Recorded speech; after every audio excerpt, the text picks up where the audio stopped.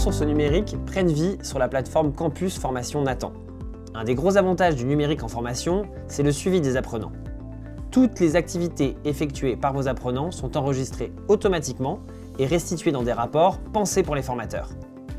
Je vais décrypter pour vous la fonctionnalité rapport dans cette vidéo.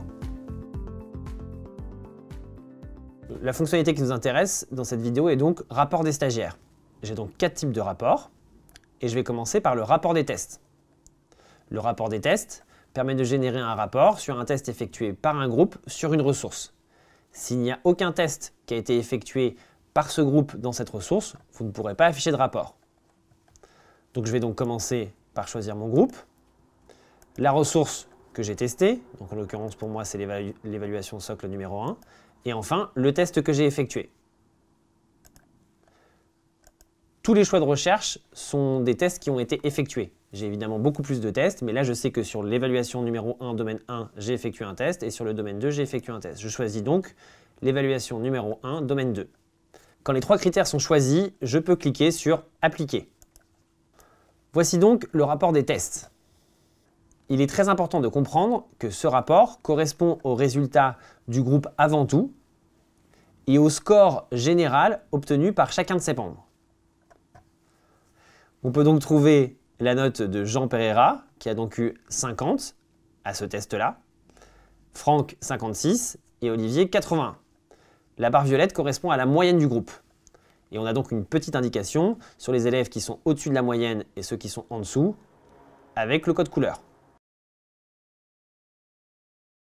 Pour pouvoir voir le détail du score d'un évalué, il faut passer par le rapport par stagiaire et par période. Je sélectionne d'abord mon groupe, la ressource que j'ai testée,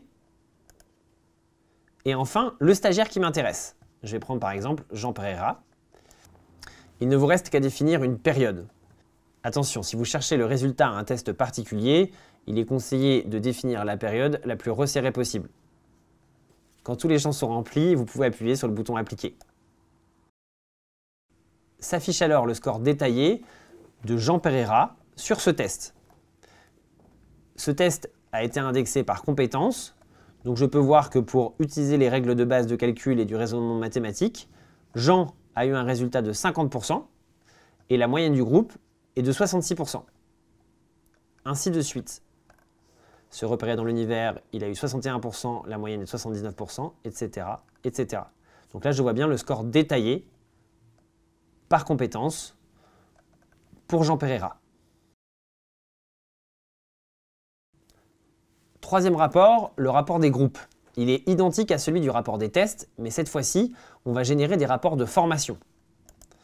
Autrement dit, il n'est pas question de test ici, mais de suivre le travail d'entraînement réalisé à l'échelle du groupe.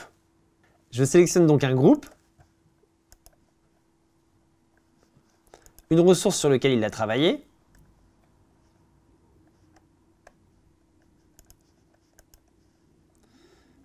et un chapitre sur lequel il a travaillé.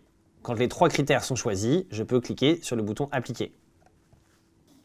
Voici donc le rapport des groupes, et on voit donc bien nos 3 apprenants sur ce rapport. On voit cependant que seul Johan a travaillé ce chapitre. Il a un score général de 55% et ensuite un score de 75% pour la compétence 1, etc., etc. Si je veux voir le travail réalisé spécifiquement par Johan, je dois aller dans Rapport des stagiaires. Le rapport des stagiaires. Je précise qu'on parle encore ici de suivi de formation et non pas de suivi d'évaluation. Je clique donc sur Rapport des stagiaires et je vais aller chercher le fameux Johan qui est donc dans un groupe, Cléa Démo Formation 2018, la ressource que je souhaite suivre, le chapitre qui correspond, et enfin je choisis Johan pour voir spécifiquement les réponses aux différentes activités de ce chapitre. Quand les 4 critères sont choisis, je peux cliquer sur « Appliquer ». Et cette fois-ci, on a bien dans le rapport des stagiaires un rapport détaillé par activité. Donc par exemple, activité 1, faire le lien entre objectifs de formation et objectifs professionnels, les activités qui y sont associées, le score que j'ai obtenu, et je peux même cliquer sur le code couleur pour voir les réponses qu'a effectué Johan sur cette activité. Et je peux faire ça sur toutes les activités que Johan a effectuées, ce qui nous permet d'avoir une vision extrêmement détaillée de son travail de formation. Dernière fonctionnalité, le temps passé par ressources. Je clique sur temps passé par ressources et je me retrouve avec toutes les ressources disponibles sur mon espace formateur.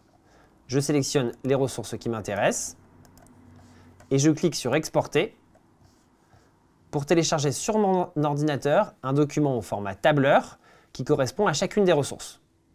Voilà, merci de nous avoir suivis et retrouvez tous nos tutoriels de prise en main de la plateforme Campus Formation Nathan sur notre chaîne YouTube Nathan Formation.